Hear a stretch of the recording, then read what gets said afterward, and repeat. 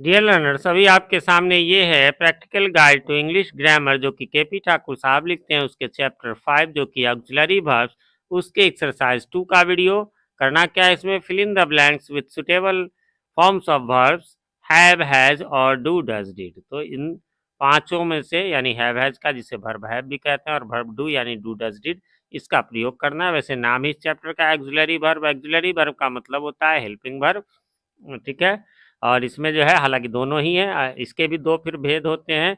एक तो होता है आपको प्राइमरी ऑक्सिलरी, है ना, प्राइमरी शॉर्ट में मैं लिख लेता हूँ ऑक्सिलरी, जो कि is am are was were have has होता है। और एक होता है आपको मॉडल ऑक्सिलरी, है ना, या जिसे हम लोग मॉडल्स भी कहते हैं, यानी कि कैन कुड मे माइट वाला, उसी का करना है। तो ये इसका एक्सरसाइज 2 है। तो मैं बताना चाहूँगा, अभी ऊपर आई बटन में आपको लिंक नज़र आ रहा होगा इसी चैप्टर के एक्सरसाइज 1 का, उसे आपने नहीं देखा है तो क्लिक करके देख ले।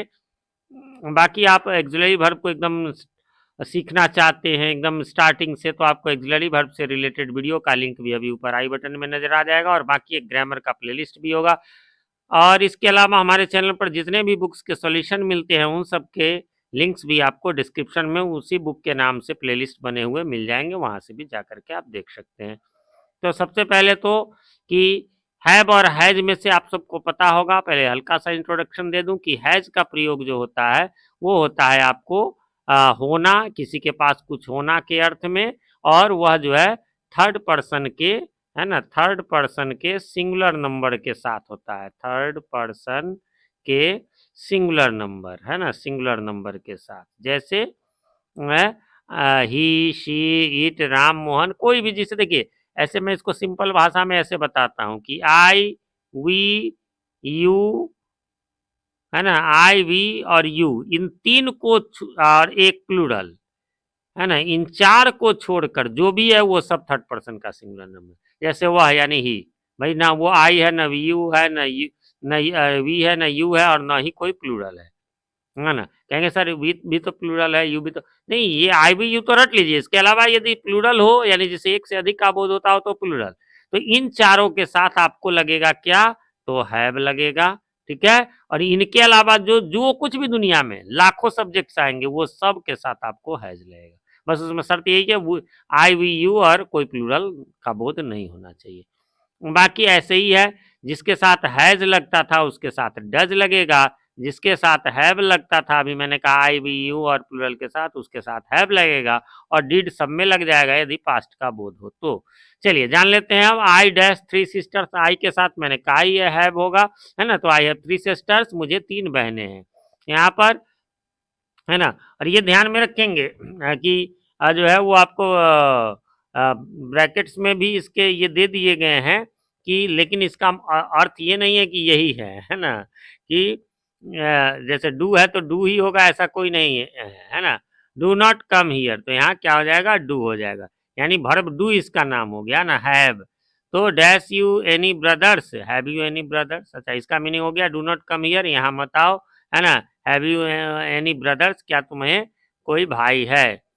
सी ऑफन, है ना, सी ऑफन, अब यहाँ पर हालांकि इसको मिस्टेक कहिए कि यहाँ पर इन्होंने हैज लिखा, एक्चुअली होना हैव चाहिए, है ना, क्योंकि वर्ब हैव में ही हैव और हैज दोनों आ जाते हैं, है ना, वर्ब हैज और हैव दोनों इसी में आते हैं। इसी प्रकार जहाँ डू लिखा हुआ है तो उस डू का मतलब तीनों होता है, वर्ब डू इसको कहते हैं ना, तीनों मतलब होता है, वर्ब डू का मतलब डू भी होता है, डज भी होता है और डिड भी होता है, ठीक है।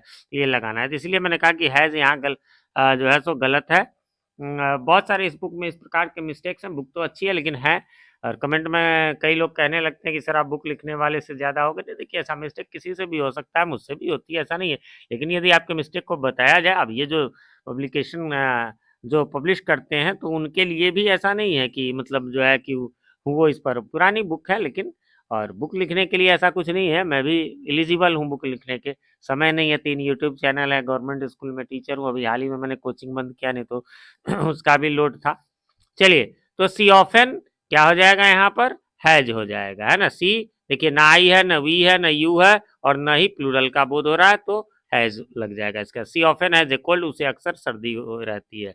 डैश यू गो देयर, है ना, डू यू गो देयर, क्या तुम वहां जाते हो, वर्ब डू में। He dash not any sister, देखिए यहाँ हैव है लेकिन हमें लगाना है क्योंकि वर्ब हैव में हैव हैज दोनों आता है, बल्कि हैड भी इसी में आता है पास्ट रूप में। ये मैं तो ऊपर छोड़ ही दिया था, मैंने दो ही बताया, लेकिन जहाँ जरूरत होगी वहाँ पास्ट की वहाँ हैड भी लगेगा हैव हैज की जगह, तो वो भी वर्ब हैव में ही आता है ना। He has not any sisters, उसके पास उसे कोई बहन नहीं है।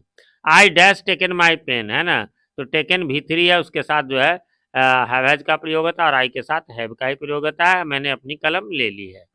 नंबर 8 में आप देखेंगे कि क्या कहता है, what dash you do yesterday.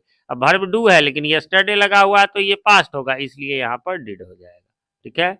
उसके बाद dash you ever been there, है ना, तो यू के साथ तो है भी लगेगा, वर्ब है तो हैज तो लग ही नहीं सकता। हैव यू बीन देयर, क्या तुम वहां कभी गए हो, बीन मीन्स होना, रहना, जाना, ठीक है।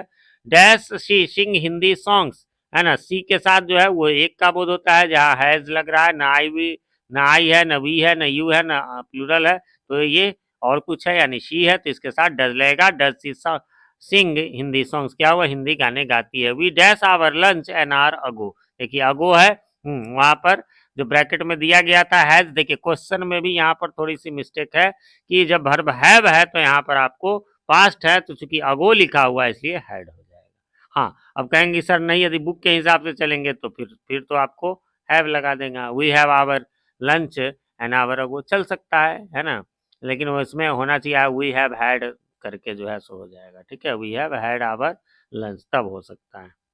अगला है नंबर 12 में, he dash not been there before, और है ना, तो ही के साथ आपको पता है ना आई है, ना बी है, ना यू है, ना प्लूरल है, तो हैज लगेगा। He has not been there before, वह वहां पहले कभी नहीं गया था।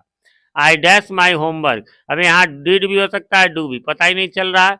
मैं आई डू माई होमवर्क, मैं अपना होमवर्क करता हूँ, ये भी सही है, मैंने अपना होमवर्क किया, ये भी सही है, बल्कि मेरे नज़र में यदि पूछेंगे तो डिड ज़्यादा सही है। मैं होमवर्क करता हूँ तो ये आदत है, ये हमेशा आदत का मतलब तो ये लगातार, लेकिन तब है कि होमवर्क करने की आदत हो भी सकती है, तो दोनों वैसे सही है। I dash be been there all the time, है ना, हैव लग जाएगा, ऑल द टाइम है, प्रेजेंट का ही रूप होगा, आई के साथ है, मैं वहाँ लगभग हर समय रहा हूँ। I dash not meet him before, है ना, तो यहाँ पर जो है सो देखिए, यहाँ ध्यान देंगे, बहुत लोग कह सकते हैं कि सर हैव भी तो हो सकता है, नहीं होगा, हैव क्यों नहीं होगा, यहाँ मीट है, हैव रहता तो भी थ्री होता है ना, यहाँ भी वन है, तो यहाँ पर हम लोग डू नॉट भी लगा सकते हैं, है ना, और डिड नॉट भी, लेकिन बिफोर है इसके पहले, तो इसके पहले कभी नहीं मिला, यानी I did not meet him before, मैं इससे पहले उससे कभी नहीं मिला। और आपका लास्ट है, ही dash a lot of friends now, है ना, तो हैज, नाउ माने अभी होता है, he has a lot of friends now, अब उसे बहुत सारे दोस्त हैं। फ्रेंड्स यहाँ पर ये समाप्त हो गया, उम्मीद करता हूँ आपने मिला लिया होगा, कोई कन्फ्यूजन नहीं होगी, फिर भी कोई कन्फ्यूजन हो तो कमेंट करें, मैं रिप्लाई जरूर देता हूँ, एक एक कमेंट का रिप्लाई देता हूँ। कन्फ्यूजन वाले क्वेश्चन को लिख देंगे तो मेरे लिए ईजी होगा, वरना बुक निकालो, एक्सरसाइज निकालो, क्वेश्चन देखो, थोड़ा टाइम कंज्यूमिंग हो जाता है। बाकी कमेंट करके आप हमें बताएं हमारे वीडियोज आप सभी को कैसे लगते हैं।